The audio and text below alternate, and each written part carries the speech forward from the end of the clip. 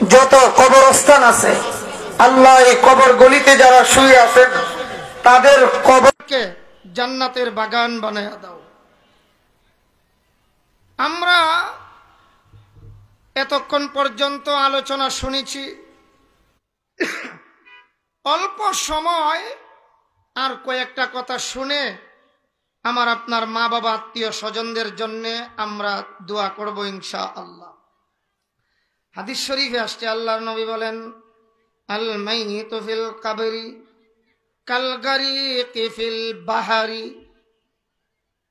এই দুনিয়াতে যদি কোনো নৌকা ডুবে যায়, নদী ভ্রমণে গেলে পরে যদি নৌকা ডুবে যায়, নবীজি বলেন মানুষ অনেক পেরেশানির মধ্যে পড়ে যায়। নদীর কিনারা থেকে একটা নৌকা নিয়া তাদেরকে উদ্ধার করার জন্য যদি যায়, একটু বুঝে থাকলে জবাব দেবেন, উদ্ধারকারীদেরকে দেখলে ডুবন্ত ব্যক্তিরা বেজার হয় না বেশি খুশি হয়?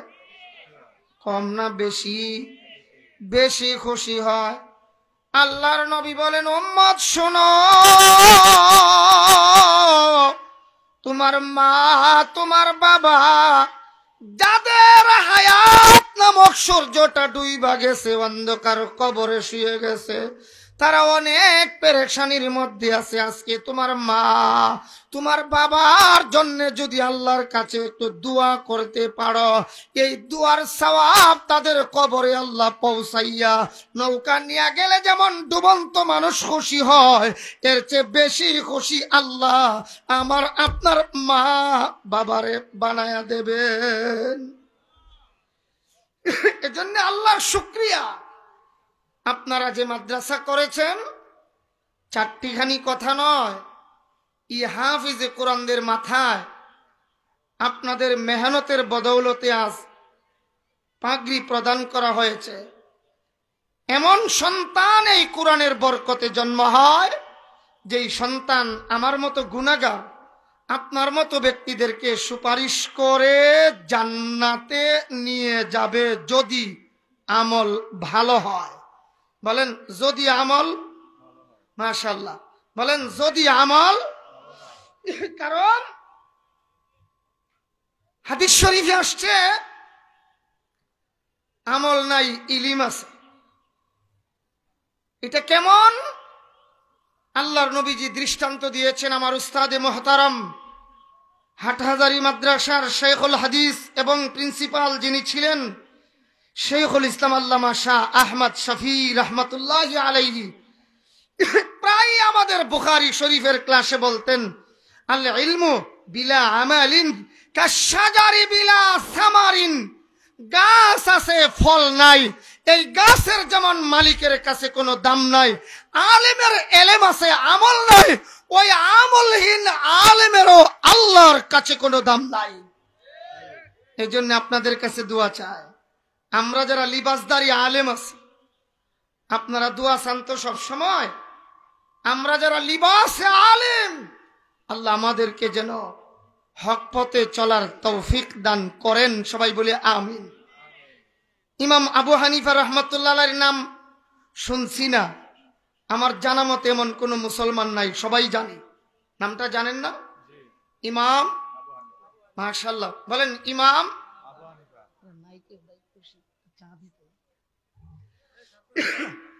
ইমাম আবু হানিফা রহমতুল্লাহি আলাইহির কাছে একজন, শুনতেছেন তো আমার কথা? আপনারা একটু খেয়াল করে জবাব দিন ভাই। প্যান্ডেলের বাহিরে আমাদের ডান পাশে যারা হইচই করতেছেন, অনুরোধ করব আমাদেরকে একটু দোয়া করার সুযোগ দেন। আপনারা জোরে কোন আল্লাহ, নারায়ে তাকবীর। ওই সময় যেভাবে কইছিলেন আমি তো শুনছি আইসা আওয়াজ, ঠিক কাক যেমনে কইছিলাম না, নারায়ে তাকবীর, কোরআন সুন্নাহর আলো, নারায়ে তাকবীর, মাশাআল্লাহ। একজন ইমামের নাম বলছিলাম, নামটা যেন কি? ইমাম আবু হানিফা রহমতুল্লাহ আলাইহি। উনার কাছে একজন মহিলা গেছে, গিয়া কই হুজুর আমার এই ছেলেটা ছোট বাচ্চা মানুষ, খালি চিনি খাই, চিনি। বলেন কি খায়? আবার বলেন কি খায়? হুজুর আমার কাছে খালি চিনি খুঁজে, আমার কাছে তো চিনির একটু অভাব, তো হুজুর আমি গরিব মানুষ, এত দিতে পারি না, আপনি একটু দোয়া করে দেন আমার বাচ্চাটা যেন চিনি না খায়। বলছে মা আগামী সপ্তাহে আইসেন, এক সপ্তাহ পরে আইসেন। আচ্ছা হুজুর ঠিক আছে। এক সপ্তাহ পরে গেছে, যাওয়ার পরে ইমাম আবু হানিফা রহমাতুল্লাহ বাচ্চাটার বলছে বেটা চিনি আর খায়ও না। বাচ্চা বলছে আচ্ছা হুজুর ঠিক আছে। 3 দিন পরে মহিলাটা এসে জিজ্ঞেস করে হুজুর আপনি চিনি খায়ও না বলার পর থেকে আর খায় না, তো হুজুর এই কথাটা তো আপনি ওই এক সপ্তাহ আগেই বলতে পারতেন, এক সপ্তাহ পরে কেন বললেন? এমনিতে আল্লাহর ওলি ইমাম আবু হানিফা রাহমাতুল্লাহি আলাইহি বলেন মা ওয়াজ যেই ব্যক্তি করে তার মধ্যে আমল না থাকলে কোনো কাজে আসে না। এক সপ্তাহ আগে যখন তোমার সন্তানটারে নিয়ে আইছো আমি নিজে ওই চিনি খাইতাম, তখন যদি আমি বলতাম বেটা চিনি খাবি না, আমার মতো বক্তার ওয়াজ তোমার ছেলে শুনতো না, মানতো না। এই জন্যে মা আমি নিজে এক সপ্তাহ চিনি খাওয়া ছাড়লাম, এরপরে আমল কইরা তোমার ছেলেরে বললাম, বলার সাথে সাথেই কাজ হয়ে গেছে, কারণ আমি আগে আমল কইরা এরপরে বলছি। আল্লাহু আকবার। এজন্য সবসময় আপনারা দোয়া চান, আজকে আমি দোয়া চাই আল্লাহ যেন আমাদেরকে আমল করার মতো তৌফিক দান করেন। যা বলবো যা শুনবো, যিনি বলবেন যারা শুনবেন, আল্লাহ যেন সকলকে আমল করার তৌফিক দান করেন। আমিন আমিন বলেন আমিন। আপনারা বহু কষ্টের বিনিময় এই মাদ্রাসা পরিচালনা করছেন, খুব সুন্দর পরিবেশ।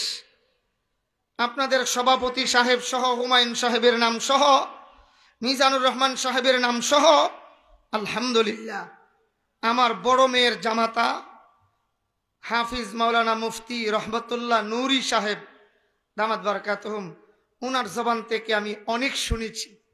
আল্লাহ তাআলার দয়া, আল্লাহ কবুল করেছেন বিদায় এত সুন্দর মসজিদ আর মাদ্রাসা আপনারা করতে পেরেছেন, আল্লাহর খাস দয়া আছে। আলহামদুলিল্লাহটা একটু আস্তে কর, একটু আস্তে কইলে বলা মামলা হইতে পারে, একসাথে জোরে কোন আলহামদুলিল্লাহ। আল্লাহ তাআলার বড় মেহেরবানি। আমি এই মর্মে একটা মাসআলার আলোচনা করি, আমাদের আয়াতের তরজমায় যাব, যে কোন কোন সন্তান আমার জন্য আপনার জন্য সুপারিশ করবে। ওই মা কত বড় ভাগ্যবতী মহিলা, যেই মা একজন আলিম, একজন স্কুলের টিচার, সৎ শিক্ষক, একজন ভালো মানুষ জন্ম দিতে পেরেছে। এই মা বড় ভাগ্যবতী মা। ওই মহিলা বড় ভাগ্যবতী মহিলা, যেই মহিলা একজন হাফিজে কোরআনের প্লেটে 4টা ভাত বাইরা খাওয়াইতে পারছে। আলহামদুলিল্লাহ বলবেন না? মা, ওই মা, ও মা, যেই ছেলের হাতে পিস্তল থাকে, যেই ছেলের বুক পকেটে চাকু ডেগার থাকে, আর আপনিও মা, যেই মা পেটে ধারণ করেছে হাফিজে কোরআন। সুবহানাল্লাহ, কত বড় ভাগ্যের কথা। এমন সন্তান আমাদের জন্য সুপারিশ করবে। আর কিছু কিছু সন্তানেরা আমার আপনার বিরুদ্ধে আল্লাহর দরবারে মামলা দেবে। বলেন কি দেবে? আবার বলেন কি দেবে? আমি যে আয়াত তিলাওয়াত করেছি সূরাতুল আহজাবের 67 এবং 68 নম্বর আয়াত, এই আয়াতে আল্লাহ তাআলা 2টা মামলার আলোচনা করেছেন। আর সূরা হামিম আস-সাজদার 29 নম্বর আয়াতে আরেকটা মামলার আলোচনা করেছেন। সূরাতুল ফুরকানের 27, 28, 29, 30 এই 4টা আয়াতের মধ্যে আল্লাহ তাআলা আরেকটা মামলার আলোচনা করেছেন। সারা কোরআন তালাশ করলে হাসরের মাঠের যত মামলা মোকদ্দমার আলোচনা পাওয়া যায়, এর মধ্যে প্রসিদ্ধ 4টা মামলার, সবগুলি তো 4টাই শোনাতে পারবো না, 4টা মামলার এর মধ্যে একটার মামলাটার আরজি কি হবে, মামলাটার শুনানি কোন দিন হবে, মামলাটার উপর রিপোর্ট কি হবে, মামলাটা কিভাবে মীমাংসা হবে, ইনশাল্লাহ একটা মামলা হলেও এই কথাগুলি আলোচনার সংক্ষেপে চেষ্টা করব। আল্লাহ আমাদেরকে তৌফিক দান করেন, সবাই বলি আমিন। আচ্ছা, আপনারা একটু বলেন, সরাসরি মুরাদনগর এলাকার, মুরাদনগর একেবারে সদর টাউনের কথা শুনতেছেন, জবাব দিতে পারবেন? পান্নার ফুল চিনেন আপনারা? ওই এলাকার একজন, যদি আমি যেই 2জন ভদ্রলোকের মাঝখানে বসা আছি, খেয়াল করেন, ওই এলাকার পান্নার ফুলের মানুষ যদি 2 জনের নামে মামলা দেয়, যতটুকুন কষ্ট পাবে নিজ গ্রামের মানুষ মামলা দিলে কষ্ট এর চেয়ে কম পাবে না বেশি?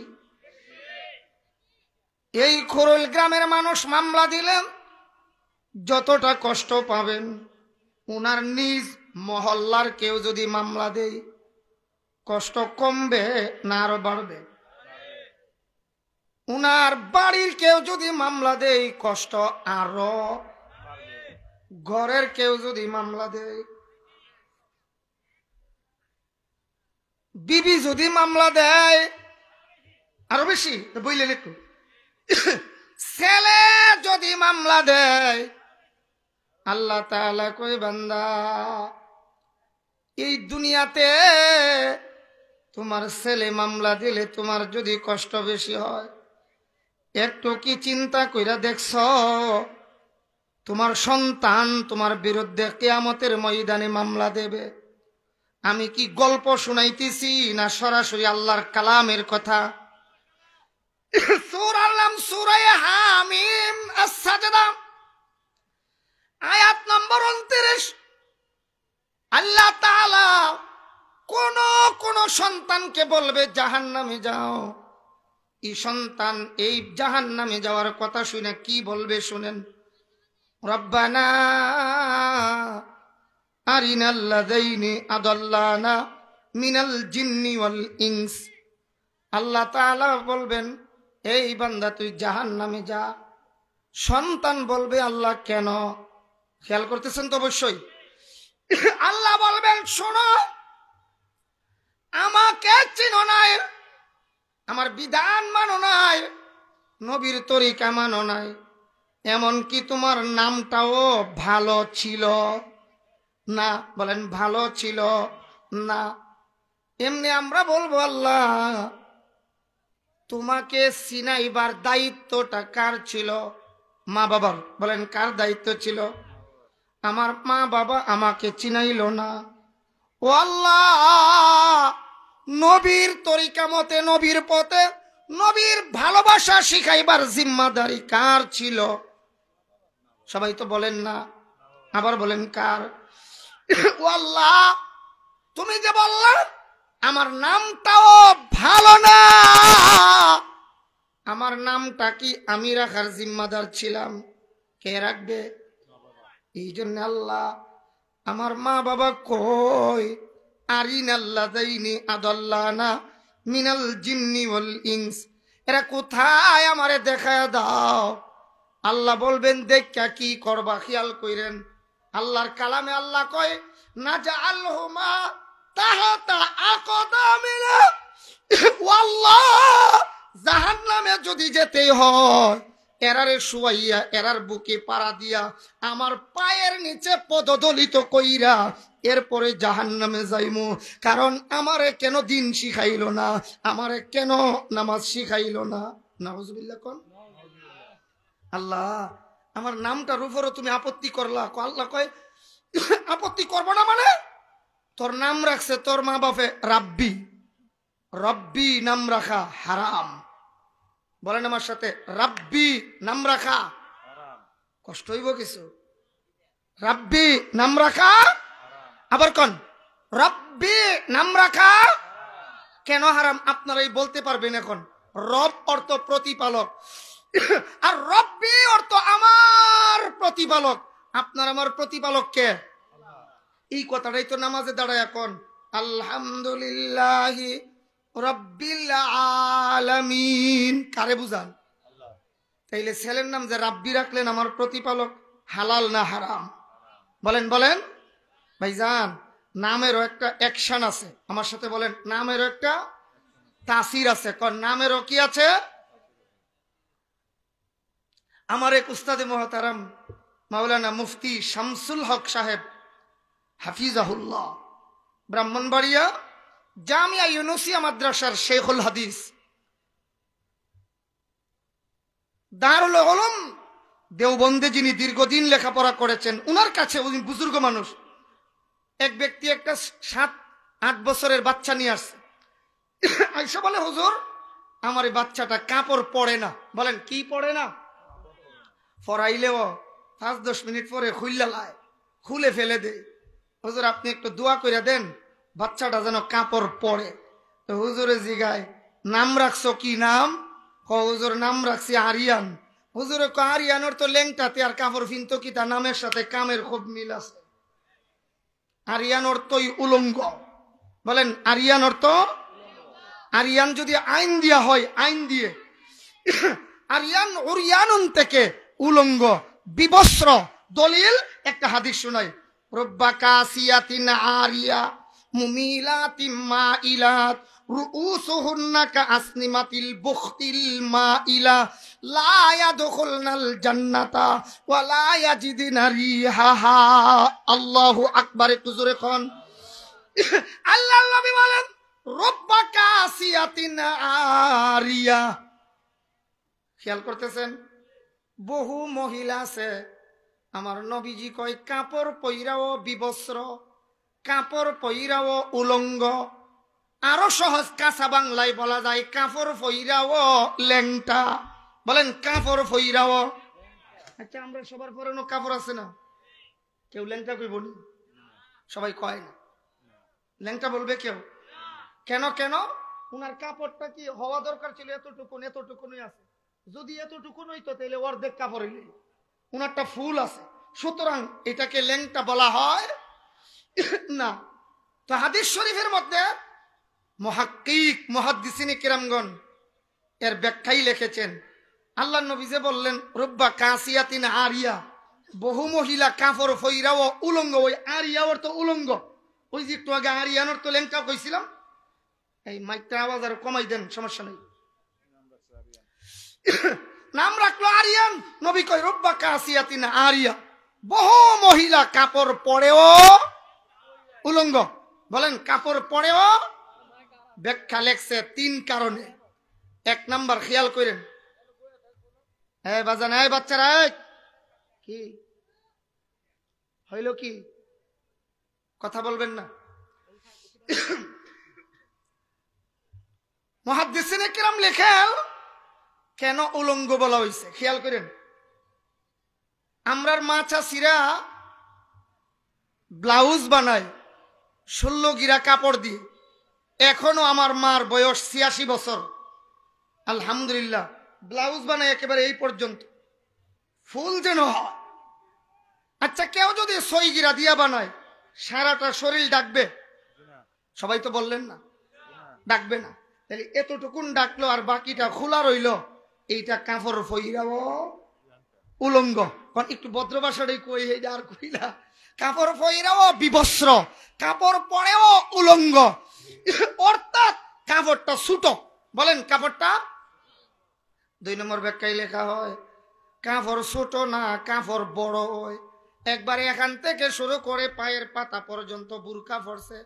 কলেজে যাইবার সময় বুরকার মাঝখান দিয়ে আবার ফিতা লাগাইছে।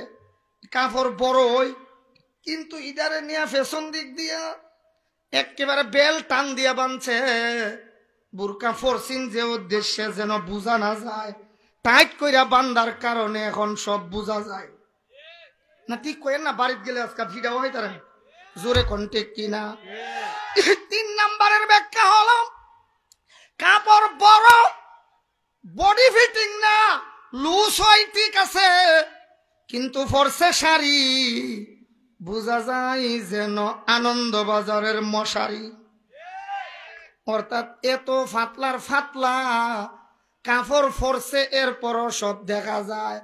অনেক সময় কোন নাউজুবিল্লাহ মহিলারা এমনও আছে ছোটখাটো কাপড় পরছে, এইটা তার বড় কাপড়ের ভিতর থেকে অনুমান করা যায়, বোঝা যায়। এই জন্যে আল্লাহর নবী বলছেন রুব্বা কাসিয়াতি নারিয়া, বহু মহিলা কাপড় পইরা ও উলঙ্গ। কথা বলেন ঠিক কিনা? আরো জোরে ঠিক কিনা? এরপরে শুনাম নবী কি বলেন। আল্লাহর নবী কয় মুমিলাতি মাইলাত, কেন এমন কাপড় পরে? সে নিজেও পরপুরুষের দিকে আকৃষ্ট হতে চায়, পরপুরুষকেও তার দিকে আকৃষ্ট করতে চায়। এরপরে কই রুউসুহুন্না, রুউস মানে মাথা, রাসুন থেকে এখন রুউস মানে তাদের মাথার চুল ছোট হোক আর বড় হোক, বাজার থেকে আলাদা চুল কিনা লাগায়। এমন মনো মহিলা আমরা বৃহত্তর মুরাদনগর কুমিল্লাতে নাই। লাগাইয়া বড় কইরা খুফাড়ারে বান্ধে। আল্লাহর নবী কই তার মাথাদের মাথা হইল ষাঁড় গরু। চিনিননি ষাঁড় গরু? আপনারা কি কন? ষাঁড় গরুর ফিডের মধ্যে একটা উঁচা জায়গা থাকে, এটারে কি বলেন? চুটি। আমরা আঞ্চলিক ভাষায় কই গস, সিলেটে কই গুস, ময়মনসিংহে কই কুজ, আপনারা কোন ছুটি। এক কথা, ওই গরুর পিঠের মধ্যে উঁচা যে জায়গাটা থাকে বা উটের পিঠের উঁচা জায়গা, এটা দেখবেন উট বা গরু হাঁটার সময় হেলে দুলে। কোন কি করে? আল্লাহ নবী কই কিছু মহিলা আছে ওই গরুর চুটির মতো, ষাঁড় গরুর চুটির মতো তার মাথাটারে উঁচা কইরা খুফাটা বাইন্দা হাঁটার সময় হেলে দুলে। নবী কই লা ইয়াদখুলনাল জান্নাতা ওয়ালা ইয়াজিদনা রিহাহা, এমন মহিলা জান্নাতে প্রবেশ করা তো দূরের কথা, জান্নাতের সুঘ্রাণও পাবে না। নাউযুবিল্লাহ, কোন নাউযুবিল্লাহ। এক কথাই বলেন নামের তাসির আসেনি, সবাই বলে না নামের তাসির আছে, তো এই জন্য নামটা রাখার সময়ও খেয়াল করে রাখবো। আসুন আমি বলছিলাম একটা দৃষ্টান্ত শুনিয়ে আমরা আয়াতের তর্জমা করব। আপনারা যে কষ্ট করে এই সন্তানদের পেছনে মেহনত করতেছেন, আল্লাহর মেহেরবানি আমার আপনার আব্বা আম্মা মারা গেল,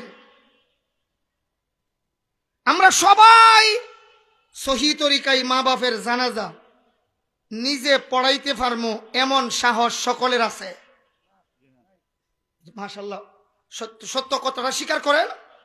সবাই একবারে সব দুয়া টুয়া সহ পারমু? পারতাম না এমন লোক আছে না? কিন্তু আপনারা যদি আপনাদের মাদ্রাসার একেবারে নুরানি বিভাগের, নাজারা বিভাগের, যাদেরকে নুরানির মাসআলাগুলি পড়ানো হয়, এমন ছেলেদেরকেও বলেন আলহামদুলিল্লাহ কাফন দাফন সহ, জানাজা সহ, ঈদের নামাজ, জুমার নামাজ, বিবাহের খুতবা সহ মুখস্থ দিয়া পড়ানো, আপনাদের মাদ্রাসার নূরানি বিভাগ থাকলে ওই নূরানি বিভাগের ছাত্রদের দ্বারা অবশ্যই অবশ্যই ইনশাআল্লাহ সম্ভব। কথা বলেন, কথা বলেন। এটা তাদের দ্বারা সম্ভব। এমনকি আমরা তো মাঝে মাঝে এমন হয় মুফতি মুহাদ্দিস শাইখুল হাদিস হইয়াও আপনাদের সামনে জুমার নামাজ পড়াইতে গিয়ে দাঁড়াইলে, খুতবা হাত লইলে অনেক সময় কিয়ামতে সুগরা কায়েম হয়ে যায়। আর আপনাদের মাদ্রাসার ছাত্ররা ইনশাআল্লাহ খুতবা মুখস্থ দিয়া দেখা পড়তে হবে না, খুতবা মুখস্থ দিয়া জুমার নামাজ, দুই ঈদের নামাজ পড়ানো, এটা তাদের দ্বারা ইনশাআল্লাহ সম্ভব। আলহামদুলিল্লাহ জুড়ে কোন মাদ্রাসা করে ঠকেন নাই। যেমন এর একটা মাসআলাই বলছিলাম, শোনাবো, আমার সাথে আপনারা একটু জবাব দেবেন। জাগা পাক, জামা পাক, শরীর পাক, 17 টাকা, খাড়া হওয়া, কিবলামুখী হওয়া, অক্ত চিনা, নিয়ত করা, তাকবীরে তাহরিমা, কেরাআত, রুকু, সিজদা, আখিরি বৈঠক, এইগুলি নামাজের ফরজ। বলেন আমার সাথে, এই 13-14টা জিনিস নামাজের, সবাই পারবেন একটু বলতে, নামাজের ফরজ।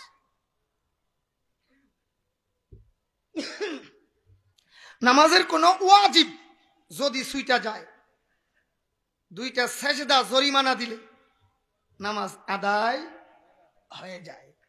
কিন্তু মনে রাখবেন, কোন ফরজ যদি ছুইটা যায়, সেজদা 33,000 দিলেও নামাজ আদায় হবে।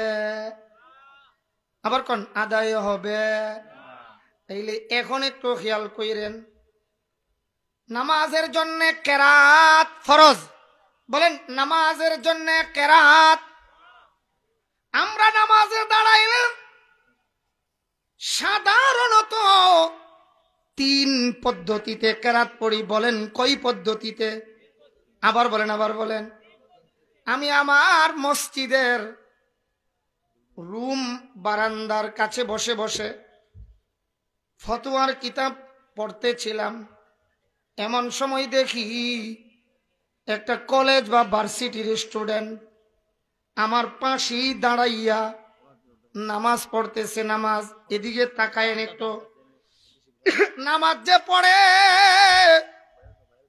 নামাজ পড়ার সময় তাকায়া দেখি তার পায়জামা তার টাকনুর উপরে। বলেন পায়জামা, কথা কয় না, আবার কোন পায়জামা।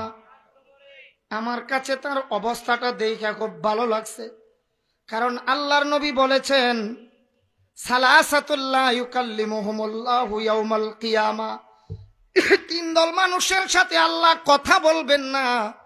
ওয়ালা ইয়ানজুরু ইলাইহিম, আল্লাহ এদের দিকে রহমতের দৃষ্টিতে তাকাবেন না।